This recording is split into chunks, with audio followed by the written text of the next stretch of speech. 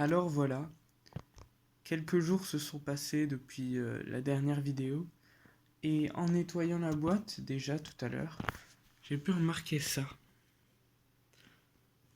Bon, ça ne vient pas de sa bouche, bien évidemment. Euh, c'est en fait leur dernier excrément, on va dire. Avant que la chenille s'enterre, pour l'espèce là, elles vont faire leurs besoins une dernière fois, et le signe qui nous montre que c'est vraiment le moment, c'est que leur excrément sera liquide. Donc on a déjà les chenilles, ça fait quelques jours que je vous ai pas montré euh, ce que j'avais. Mais voilà. Alors des grosses chenilles, bah du moins. C'est pas les plus grosses que j'ai vues, mais comme on est en hiver et qu'on les nourrit sur Troène, les chenilles sont un peu plus... c'est normal qu'elles soient un peu plus... Bah du moins un peu moins grosses.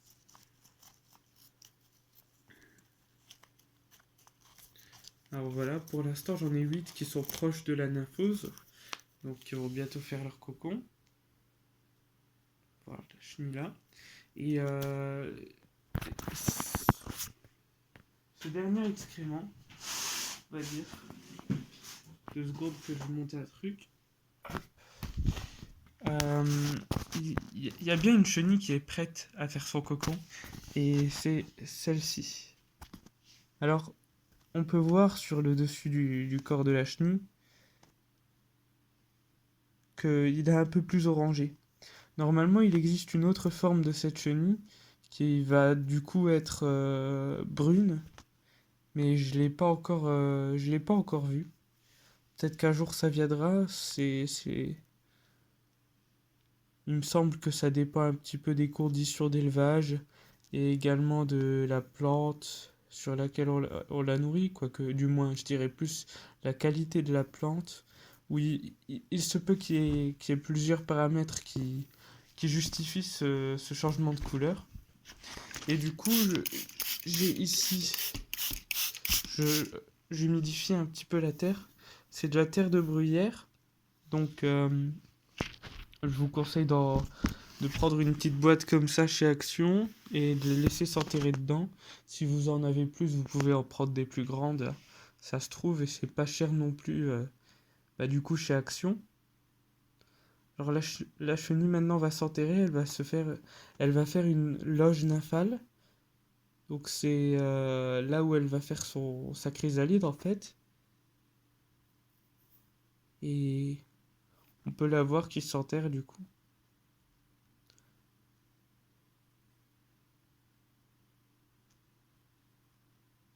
Alors ça, c'est les derniers moments d'une chenille avant qu'elle fasse sa chrysalide. Enfin, ça prend quand même quelques jours pour qu'elle la fasse. D'abord, en fait, il faut qu'elle fasse une loge au fond de la, de la boîte. Au lieu de leur... Comment dire? Il est conseillé de leur laisser une vingtaine de centimètres pour qu'elles puissent s'enterrer, mais comme j'ai pas assez de terre de bruyère, je leur laisse quelques centimètres. Il doit y avoir 5-6 centimètres. Puis je les déterre, euh, comme j'en ai une certaine quantité, je les déterre après qu'elles se soient enterrées, qu'elles aient fait leur loge et qu'elles soient prêtes à muer. Je les mets dans des boîtes séparément et de toute façon je vous montrerai ça dans une prochaine vidéo. Il me semble qu'il y en a d'autres, mais voilà, les chenilles arrivent à maturité. On en a quand même des L3 et des jeunes L4. Donc c'est pas non plus la fin de l'élevage de mon côté.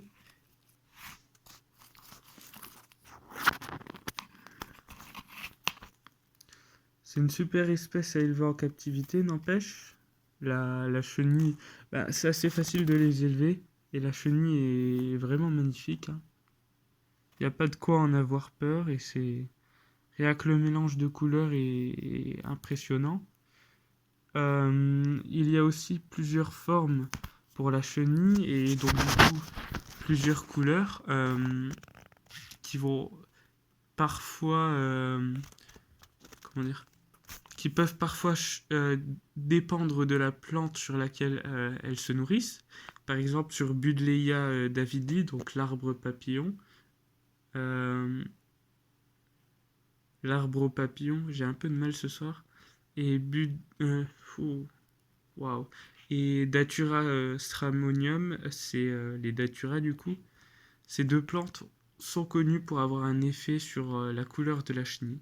Alors sur le premier arbre, la chenille sera pâle et sur Datura, il me semble qu'elle est un peu bleue.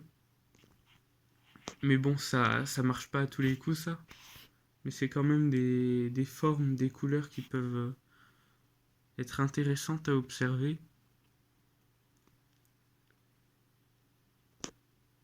Et du coup, l'autre chenille, pour en revenir à elle, elle est en train bien de s'enfoncer dans la terre. Donc du coup, je vais finir de changer la boîte, je vais leur remettre de la nourriture. Je vais enlever l'excrément de la dernière chenille. Et demain, comment dire, je verrai ce qu'il en est. Il se peut qu'il y en ait plusieurs qui vont décider de faire leur cocon bientôt. Et puis voilà. À suivre.